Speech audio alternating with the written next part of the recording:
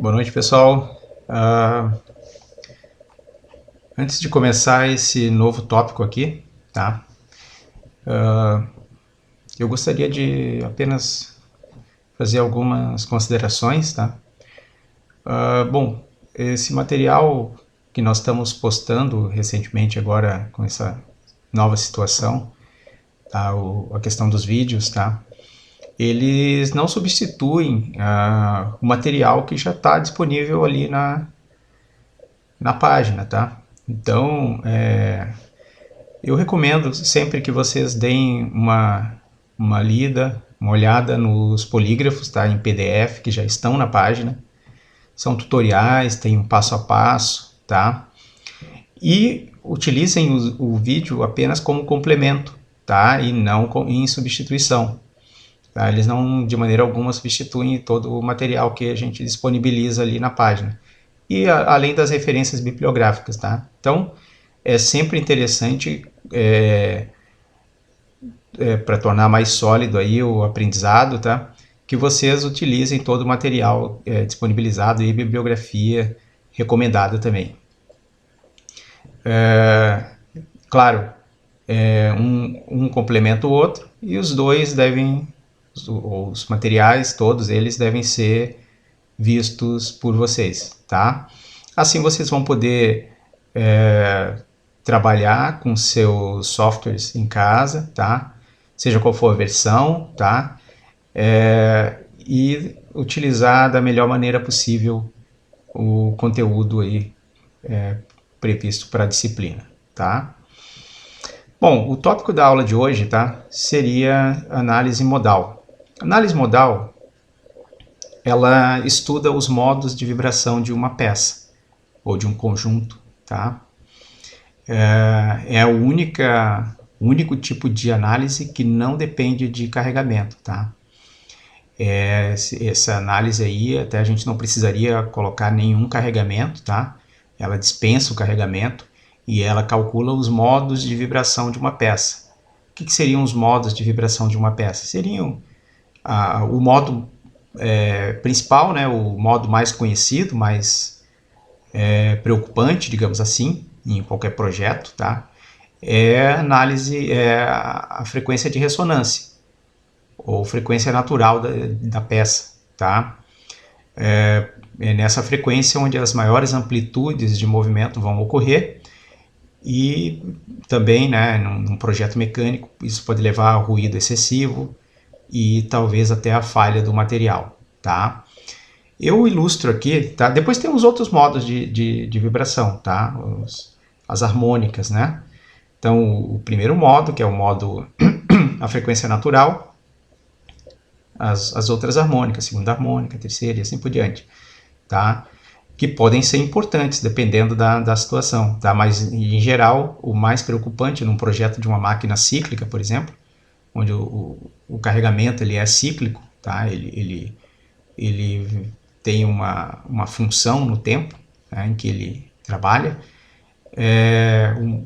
Uma das análises mais importantes é a análise modal, tá bom?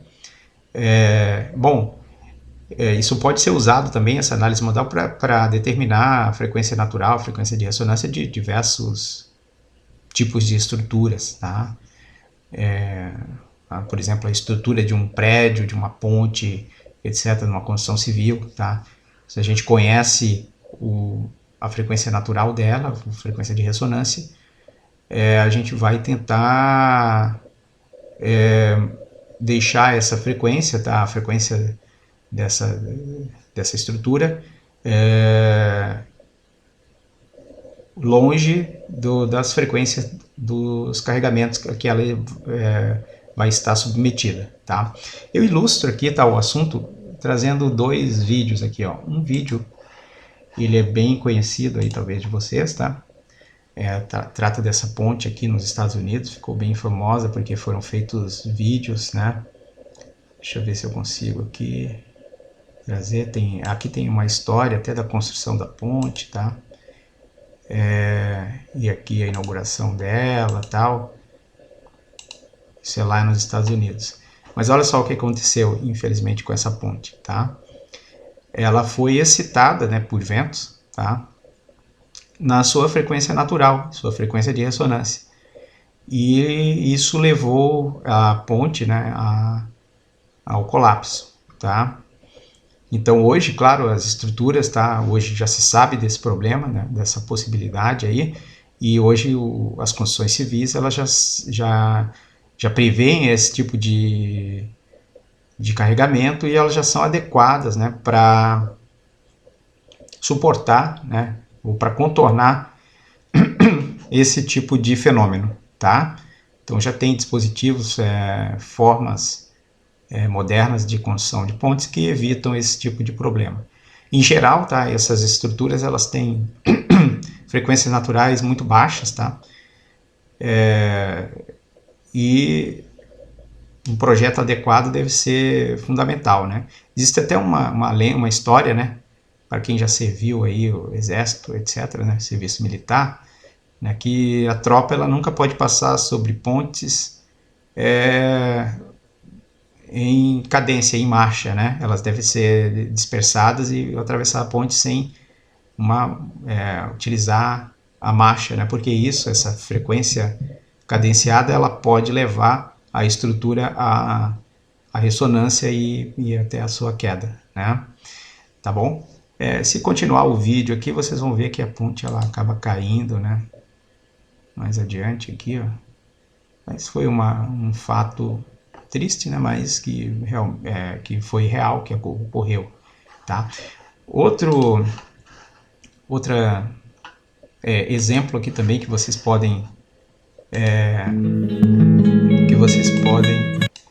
também considerar aqui, né, sobre modo de vibração, são as frequências, né, de cada corda de um instrumento musical, né, instrumento de corda, por exemplo, o violão. Cada corda, então, veja que ela tem, né, material, diâmetro e ponto de engastamento, né, que proporcionam frequências naturais diferentes, o que leva a tons, né, a notas musicais também diferentes, tá? Até eu cito um trabalho de um ex-aluno, né, onde ele estudou aí as frequências naturais, né, por análise modal de cada corda de um violão, né, e chegou a frequências bem próximas da frequência da nota, né, da nota musical correspondente. Para a gente mudar a frequência natural, a frequência os modos de vibração, né, e portanto a frequência natural de uma peça, né, de um conjunto ou de uma corda, a gente deve mudar o quê? Duas coisas, né? A gente deve mudar duas coisas: a rigidez, né? E a rigidez a gente vai mudar alterando o material ou alterando o projeto, né, a forma geométrica da peça, tá? Ou o engastamento, né? Então, alterando essas duas coisas, rigidez, que é dado pelo material e pela geometria, e o engastamento, né? Então, por exemplo, numa corda de violão, se eu quero mudar o tom, a nota, eu tenho que apertar, diminuir ali o comprimento, né? Apertando ali no traste, no braço do instrumento ali, alterando então ali a sua, digamos, geometria, né? E engastamento também. Então eu altero aí, eu consigo alterar, né? Por exemplo, num projeto de um componente que vai aí instalado no motor de um automóvel, né?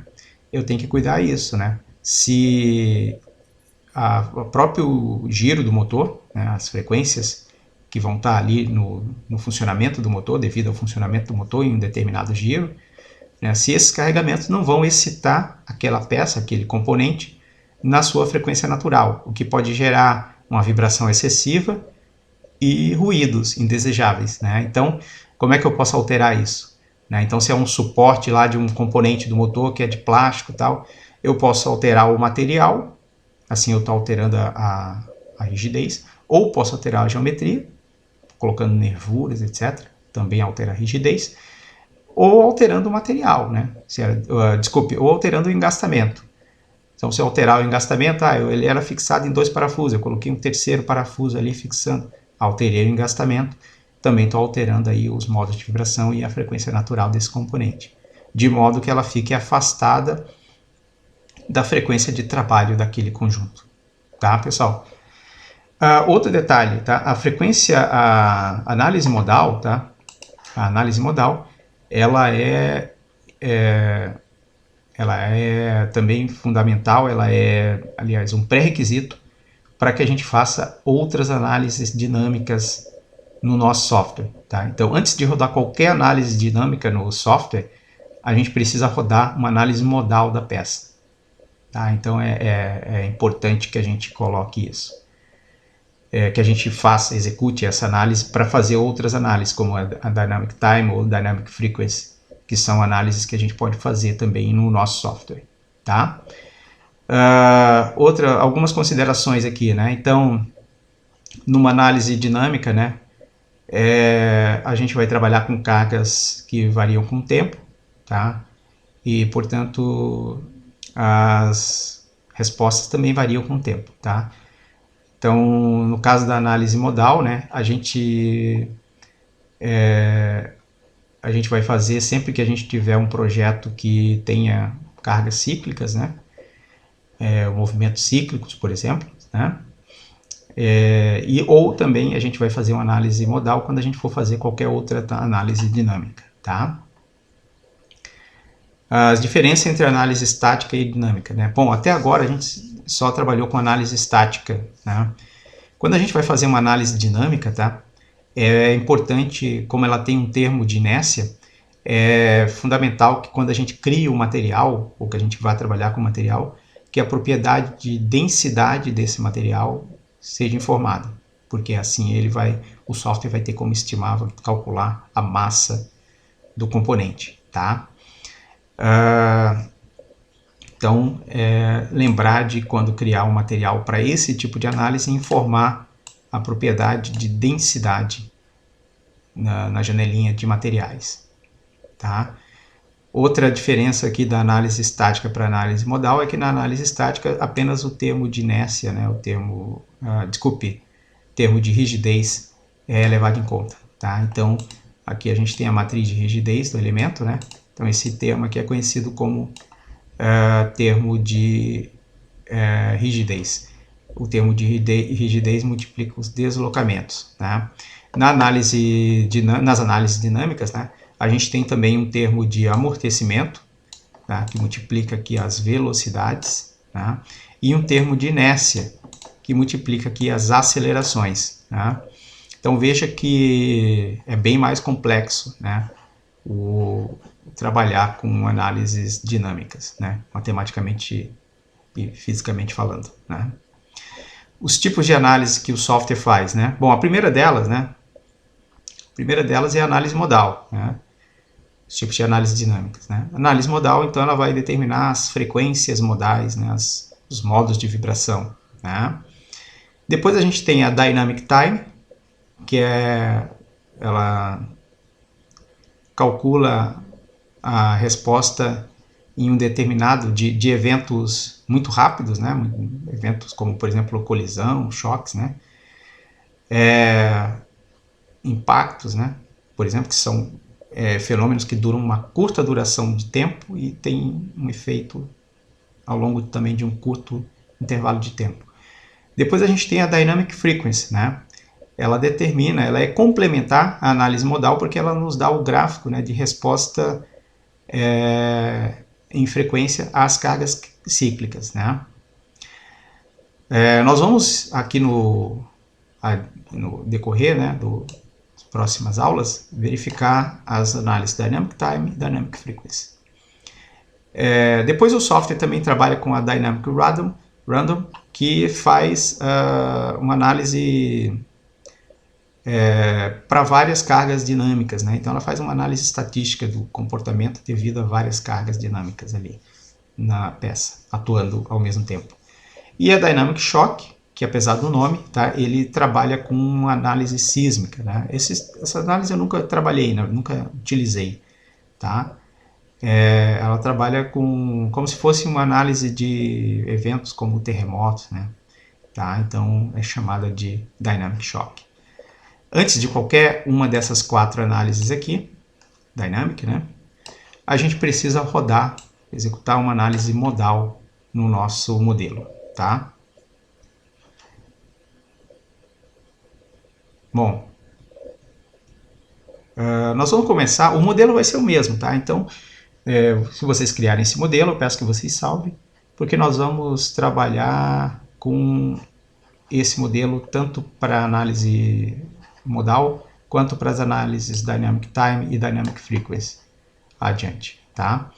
O modelo que está aqui, tá nesse polígrafo, eu estou com a versão Pro Engineer aqui.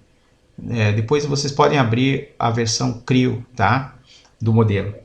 O modelo que a gente vai trabalhar, não é exatamente esse aqui, tá? Ele foi simplificado, tá? Então a gente não tem essa furação aqui. Não tem essa furação. E ele está engastado na parte posterior da peça aqui. Então a parte posterior da peça é aplicado o engastamento. Então ele fica assim, né? Ele tem então 400 por 150. Então aqui 400, 150. E essa parte em balanço aqui, ela tem 200 por 40 e comprimento de 400 milímetros. Essa aqui tem uma espessura de 40 milímetros. Isso aí. Tá, então eu vou começar criando esse modelo, tá, pessoal? Eu vou criar esse modelo aqui, tá? Depois a gente vai seguir com ele para fazer as outras análises, tá? Então, eu estou com o meu software aberto aqui, tá?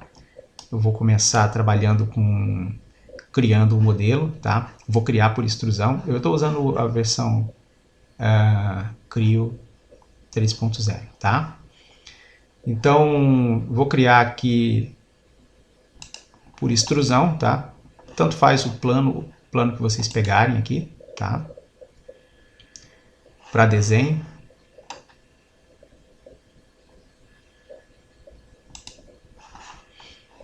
E vou fazer um retângulo. Vou procurar fazer a peça simétrica em relação ao sistema de coordenadas, tá?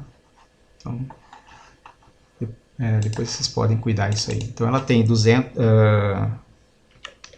400, então aqui vai ter 200 e aqui vai ter 150. Então aqui vai ter 75. Isso aí. Só conferir se está certo mesmo essa 400 por 150. Isso aí. Tá. A espessura, tá? Essa espessura aqui, ela é de 40. 40. Ok. Bom, continuando, tá? Vou fazer por extrusão também.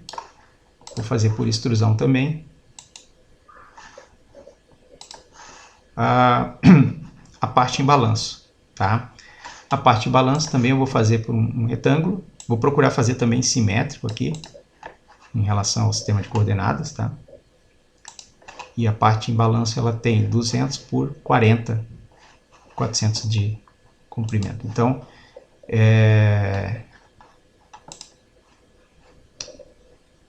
vamos ver aqui.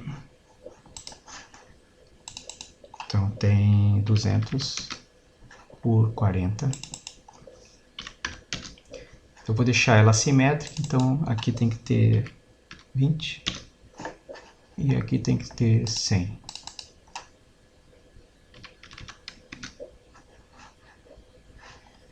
Ok, então é isso aí.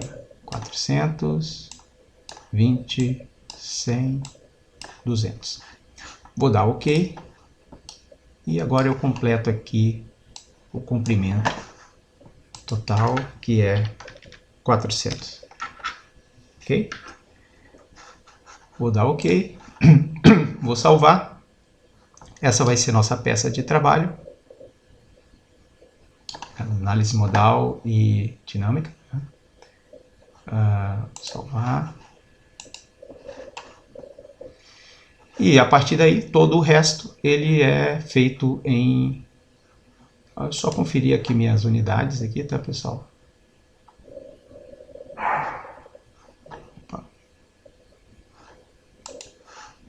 Milímetro Newton segundo, ok. E agora sim, Applications Simulate.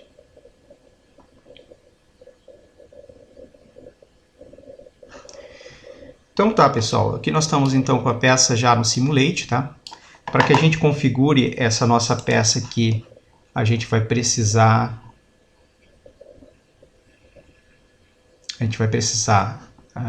escolher o material, alumínio 2014, tá? O engastamento, tá? Ele não vai ser assim, tá? Ele vai ser na parte posterior da peça. E aqui nesse vértice, tá? Olhando a peça de frente, seria o vértice superior direito, tá? Uma carga de 100 newtons, tá? Depois nós vamos criar um ponto de medição. Nós vamos ver um ponto de medição, então, na aula de hoje. Veja que o carregamento, tá? O carregamento e o ponto de medição, chamado de measure, tá? Eles não são necessários, tá? Para rodar a análise modal. Não há necessidade, porque nós vamos trabalhar com eles apenas nas análises dinâmicas, tá? Mas como a gente já vai usar a mesma peça para ver as análises dinâmicas, não custa a gente já deixar ele, todo o modelo K já montado, tá bom? Então, assim, nós vamos já deixar com um carregamento ali. Mas lembrando que esse carregamento ele não é usado na análise modal. A análise modal é a única análise que não necessita carregamento, tá? Então, voltando aqui para o nosso modelo, tá? Eu vou começar pelo menu de materiais, menu Materials. Eu vou escolher o alumínio 2014, alumínio 2014. Só lembrando, né? Essa propriedade aqui, ó, ela é obrigatória agora, tá? Então aqui, ó, nas análises estáticas, tá? É apenas necessário o Poisson e o módulo de elasticidade. Isso aqui não é necessário. Agora, para análise dinâmica, além dessas duas propriedades, nós precisamos colocar aqui a densidade do material, tá? Então, quem for criar um material para fazer esse tipo de análise tem que lembrar disso aí. Depois o Material Assignment. Basta dar OK, né? Porque só tem uma peça. Se fosse uma montagem, aí eu teria que fazer para cada uma delas o assignment, a designação do material. OK. Então tá lá a bandeirinha, material, OK. Engastamento, menu Displacement Constraint, né? Menu de engastamento, restrição ao movimento. Veja que aqui, ó, um detalhe que o pessoal na avaliação confundiu, né? Ou estava em dúvida. Ó, aqui é translação, aqui é rotação, aqui eu tenho livre, aqui eu tenho fixo, aqui eu tenho prescrito. Na verdade, né, aqui como eu está totalmente engastado, ele vai estar todo fixo. E uma vez que eu deixe fixo para translação, não há necessidade de colocar rotações também, tá? Se ele está totalmente fixo aqui para translação, então eu não tenho necessidade de fixar aqui as rotações, tá bom? Então, ok. Isso porque o modelo é sólido, tá? Se fosse um modelo viga, beam, onde ele é apoiado em pontos, aí eu tenho que fixar também rotação nos pontos, se for o caso, né? Tá bom? Então tá lá aqui, ó, a restrição ao movimento. Agora eu vou posicionar a peça de frente para mim aqui. Eu vou identificar o vértice superior direito, esse aqui, que é onde eu vou aplicar o carregamento. Para aplicar o carregamento, eu venho aqui no menu de força e momento, tá? Veja só, eu vou escolher aqui, ó, veja que eu posso pegar qualquer superfície, né? Não é isso que eu quero. Eu quero ponto points. Por quê? Porque eu estou interessado no vértice. Mas aqui, ó, se eu passar o mouse aqui assim, eu posso pegar qualquer ponto em qualquer superfície da peça, certo? Mas não é isso que eu quero o vértice. Então veja só, aqui ó, eu estou andando em cima da aresta, ó, e eu vou vir até o vértice. Quando eu chegar no vértice, vocês vão ver que vai aparecer aí a mensagenzinha, ó, indicando ali que eu estou em cima do vértice. É ali que eu vou clicar. Tem que cuidar, então, que vai aparecer aqui, ó, vertex, né? Indicando que eu peguei exatamente o vértice. Senão eu posso pegar qualquer outro ponto aqui em cima da aresta aqui, ó, que não vai ser exatamente o vértice. Aí o resultado vai ficar um pouco diferente do que a gente está buscando. Agora, tá, pessoal, depende muito do sistema de coordenadas de vocês aí, que é o mesmo que foi utilizado na criação do modelo. Então aqui, ó, no meu caso eu tenho y positivo para cima, então na verdade eu teria que aplicar uma carga de menos 100. Posso dar um preview, ó. Menos 100 seria uma carga apontando para baixo nesse vértice aqui, para ficar igual o modelo do polígrafo, tá? Ok, então vamos voltar ali, vamos dar ok, ó. Se der o preview, tá ok, tá lá a carga de 100 newtons. Esse é o nosso modelo. Engastado aqui e carregamento aqui, material. Bom, por último, tá, pessoal? Nós vamos ver como criar um ponto de medição. O ponto de medição é uma ferramentinha, tá? Ela tá aqui, ó, Measure, tá? É uma ferramentinha que permite a gente criar pontos onde o software vai guardar o resultado para a gente. Então, se eu estou interessado em determinado resultado em um determinado ponto da peça, eu posso usar essa ferramenta, tá? Essa ferramenta também pode ser usada até para criar ponto de controle para convergência, por exemplo. Se eu quiser que ele monitore tais pontos e aquele ponto ele obedeça um critério de convergência, eu posso fazer também e indicar lá no critério de convergência que eu estou usando measures, ou um ou mais, né? Não tem um número mínimo, eu posso criar quantos measures, quantos pontos eu quiser, tá? Então posso distribuir pontos de medição na peça e cada um vai me dar um resultado que eu escolher naquele ponto, tá? Então como é que funciona esse ponto de medição? Eu não tenho nenhum criado aqui, né? Se eu tivesse eu poderia até editar, né? Eu quero na verdade criar um novo, então new. Aí ele vai pedir um nome, né? Como eu só vou criar um ponto mesmo, eu não vou mudar o nome, mas vocês poderiam mudar o nome, desde que seja um nome válido, né? Não tenha caracteres especiais, né? Aqui eu vou indicar o que eu quero medir naquele ponto. Então tem várias coisas. Claro que algumas delas só vão funcionar dependendo do tipo de análise que eu fizer, né? Se for uma análise estática, por exemplo, eu não vou conseguir velocidade e aceleração. Não vai me calcular. Mas numa análise dinâmica eu já consigo, né?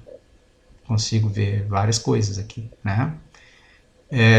Por exemplo, eu posso, no caso, né? Como a gente está interessado em amplitude de movimento, eu vou trabalhar com displacement. O displacement é o deslocamento. Então eu vou querer o deslocamento aqui. Bom, se eu não indicar, o software vai me procurar o máximo, né? Ou o mínimo, etc. Né? O máximo ponto de deslocamento na peça e vai colocar esse ponto, vai me dar esse valor naquele ponto. Não é isso que eu quero num ponto específico. Então eu venho aqui e forço o software dizendo que eu quero at a point. Ele vai me pedir para indicar esse ponto. Eu tenho a ferramentinha aqui de seleção, ó. O ponto que eu estou interessado é o ponto onde eu coloquei o carregamento ali, ó. Então eu vou clicar e vou também, ó, do mesmo jeito, esperar que ele me mostre ali a palavrinha vertex, indicando que eu estou em cima do vértice. Vai aparecer aqui, vou dar OK, vai aparecer aqui. Para uma análise estática, eu preencho até aqui assim, ó, até isso aqui. Para uma análise dinâmica, né, ele funciona para time e frequency análises, né? Time Frequency Evaluation. Então, são as análises Dynamic Time, Dynamic Frequency. Eu tenho que marcar aqui e continuar preenchendo. No caso, né, também, né, numa análise dinâmica, ele pergunta se eu quero o máximo, o mínimo, ou num tempo específico. Não é o caso. Eu vou usar a opção At Each Step. O que é At Each Step? Vocês vão ver que tanto na análise dinâmica do tempo, né, time ou frequency, eu consigo dividir um intervalo de tempo ou de frequência em pequenos segmentos, né, em pontos de cálculo, né? Então, por exemplo, eu tenho uma faixa de frequência de 0 a 100. Se eu quiser de 1 em 1 Hz, eu vou criar 100 steps, como ele chama aqui, 100 divisões. E se eu tiver num tempo de, sei lá, 1 segundo, eu posso dividir em 1000 e ter a cada milésimo, né? Então eu vou ter um ponto no gráfico, na verdade, né? Então no final eu vou gerar um gráfico e At Each Step vai me permitir criar esse gráfico em intervalos específicos ali que eu vou escolher, tá? Então At Each Step seria essa opção aqui que eu vou indicar. Ok, tá pronto o measure, o ponto de medição, ok. Ó, esse é o símbolozinho dele, ó. Measure 1, esse aqui. E ele vai me dar o valor do deslocamento em cada intervalo da minha análise, tá? Posso fechar aqui. Tá lá nosso modelo, pessoal. Nosso modelinho tá ali. Certo? Agora eu vou salvar, né, mais uma vez. Salvei. E agora eu vou para as análises, tá, pessoal? Então a janelinha aqui de análise e estudos, né, análise em design study, vocês vão ver que eu posso criar aqui, ó. Aqui tem a estática que a gente já viu, né? E aqui eu tenho, ó, modal, análise modal. Eu tenho as análises dinâmicas, ó, Dynamic Time, Dynamic Frequency, Shock, Random. No caso, nós vamos trabalhar depois, né, com esse mesmo modelo, com as análises Dynamic Time e Dynamic Frequency. Por hora, nós vamos fazer uma análise modal. Aqui. Então, nessa análise modal, veja só, o que eu tenho que fazer, né, para configurar essa análise modal, né? Eu tenho que indicar o número de modos de vibração. O primeiro modo, como eu falei, sempre o primeiro modo é a frequência de ressonância. Depois eu tenho as harmônicas. Existem infinitos modos de vibração. Claro que eles vão diminuindo, né, suas amplitudes à medida que esse modo, o número dele fica maior, né? O primeiro é o que tem as maiores amplitudes, tá? Que é a frequência natural ou de ressonância, né? Então, assim, ó, aqui no polígrafo eu coloquei 8 modos. 8 modos de vibração, tá? Então, vou utilizar os mesmos 8 aqui, tá? 8 modos de vibração. E tem um detalhe, tá, pessoal, que eu até não coloquei no polígrafo, mas que vocês têm que prestar atenção, é o seguinte, ó. O tipo de convergência aqui, ó, o método de convergência, tá? Eu vou mudar aqui para multipass, tá? Multipass. Por que eu vou usar multipass? Porque para forçar que o software utilize o ponto de medição aqui, ó, tá? Ele trabalhe com um ponto de medição. Então, se eu deixar como estava ali, ele não vai... Depois, mais adiante, a gente vai fazer a análise de Dynamic Time, Dynamic Frequency, vai querer plotar o gráfico e tu vai ver que não vai ter nada. Não vai gerar nada, porque ele não salvou os resultados do ponto de medição. Então, mudando para multipass, mesmo deixando o polinômio, tá? Eu não vou mudar o polinômio de convergência aqui, ó, 6, que seria o mesmo do single pass, né? Eu não estou alterando o grau do polinômio, tá? Vai ser exatamente o mesmo, só mudei para multipass aqui. Vou dar OK, tá? E vou pedir para ele realizar essa análise. Ah, eu não mudei o nome da análise, ó, ficou como análise 1. Já existe uma, eu vou salvar por cima, não tem problema. Mas se vocês quiserem, eu esqueci de dizer, pode mudar o nome da análise para modal, o nome que vocês quiserem, tá? Vou pedir para salvar por cima. Ok. Apesar de ser uma análise bastante complexa, tá? O cálculo ele é bem rápido, bem simples aqui, bem rápido para o software, né? Tá? Então, ele já está rodando aqui, ó. Em seguida eu já devo ter o resultado aqui. Ó, ele já me deu o resultado, né? Ok. E se eu for lá para a janelinha de resultados, né? Se eu for lá para a janela de resultados, vocês vão ver que ele me dá aqui, ó, os modos de vibração, tá? Então veja que eu tenho um primeiro modo aqui, ó, em 200, um segundo modo em 796, um terceiro modo em 830, depois e assim por diante. 8 modos de vibração. À medida que o número vai crescendo aqui, ó, modo 8, modo 10, modo 100, vocês vão ver que se torna bastante complexo interpretar e os modos eles começam a virar combinações de modos anteriores, né? Então é possível então que tem combinações que levam a um modo maior, né? Um modo de vibração. Esse primeiro modo aqui é a frequência natural dessa peça, a frequência de ressonância dela, 200 Hz, tá?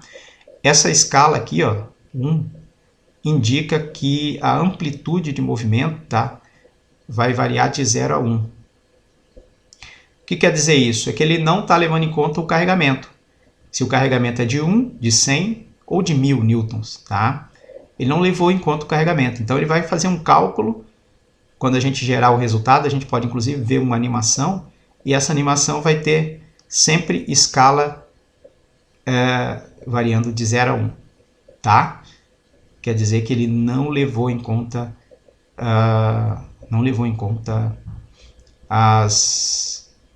o carregamento, tá?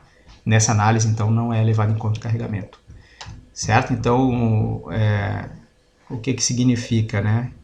Esse gráfico aqui, né? Vou fazer um desenho aqui, ó. Um desenho mais aqui assim, ó. Isso aqui indica uma coisa assim, ó. É difícil trabalhar com esse.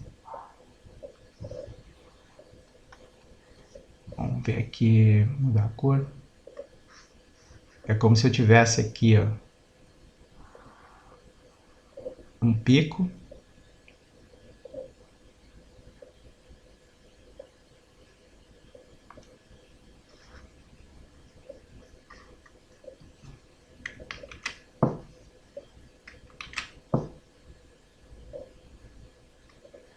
Então esse primeiro pico aqui ele seria em 200 Hz.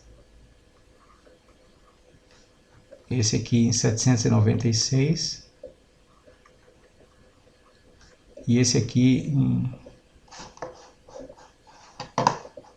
aqui 830 e assim por diante.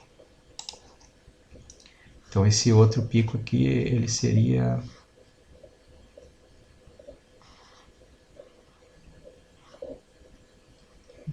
aqui. Aqui seria em 830. E assim por diante, né? Veja que o primeiro é a frequência natural, essa aqui corresponde à frequência natural da peça. Essa aqui são os outros modos de vibração. Esse seria o primeiro modo, modo 2, modo 3 e assim por diante. Seria as harmônicas, essas aqui, tá? E esse aqui é o que tem maior preocupação, porque em geral ele tem as maiores amplitudes, né? Então se eu plotasse aqui em termos da amplitude, esse aqui teria a maior pico de amplitude, é a frequência natural de ressonância.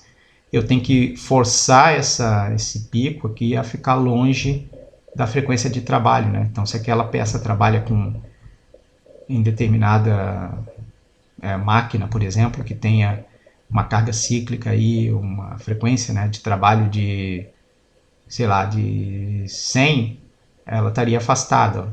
E aqui em 100 ela teria amplitude mínima, né? E vocês vão ver que essa curva ela tem a característica seguinte, ela tem uma frequência específica, ela tem um pico ali, né? E depois ela cai abruptamente também. Ó. Então, antes ela tem amplitudes bem pequenas. Aqui no pico,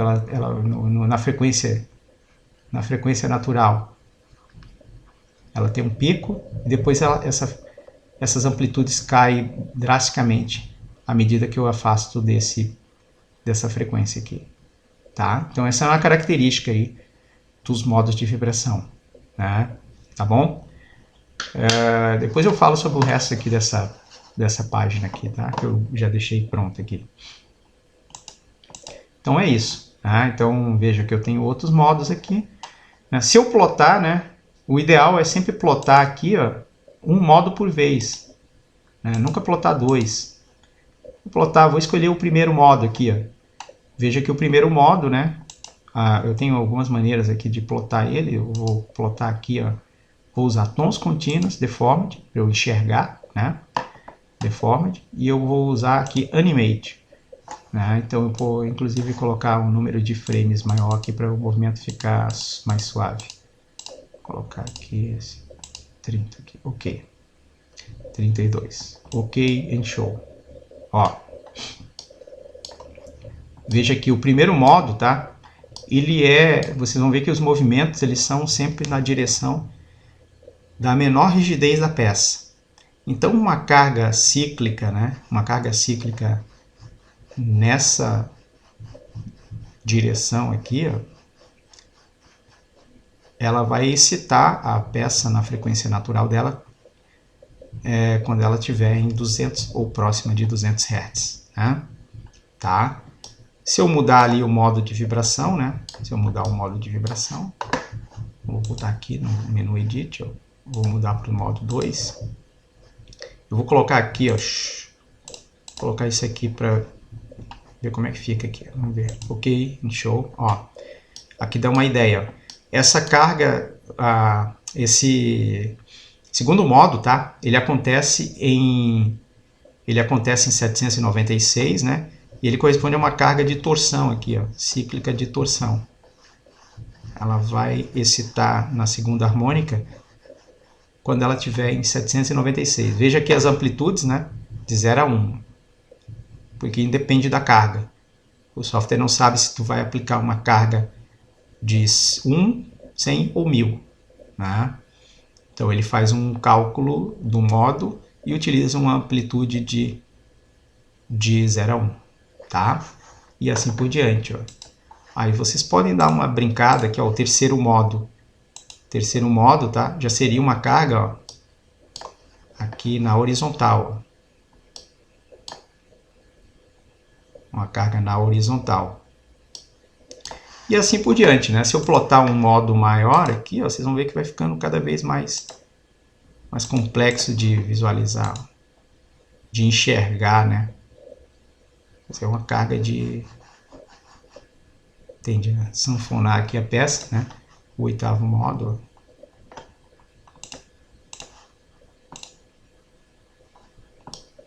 Opa.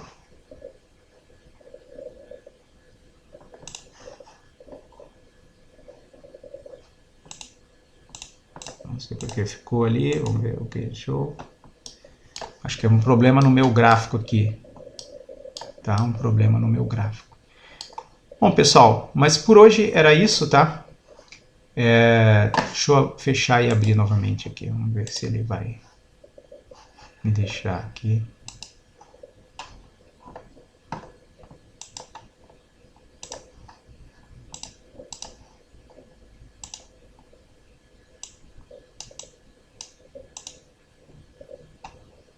Ok. Por hoje a gente vai ficar por aqui. Nas próximas aulas, então, eu vou falar sobre frequência, as análises Dynamic Frequency e Dynamic Time, ok? Daí eu explico com mais detalhes aí essas análises. Procurem fazer esse exercício, tá? E tentar compreender fisicamente, tá? Uma sugestão aí, quem quiser dar uma pesquisada e uma tentada aí, Verifica como é que faz para simular as cordas de um violão, tá? Um violão qualquer, pega ali os detalhes das cordas, né, e detalhes da construção do instrumento, dimensões, etc. E tenta fazer uma análise, tá? E verifique se vocês conseguem chegar na frequência da nota, né, da nota musical, da respectiva corda. Tá bom, pessoal? Então, hoje nós vamos ficar por aqui, tá? Eu vou me despedir e até um próximo vídeo.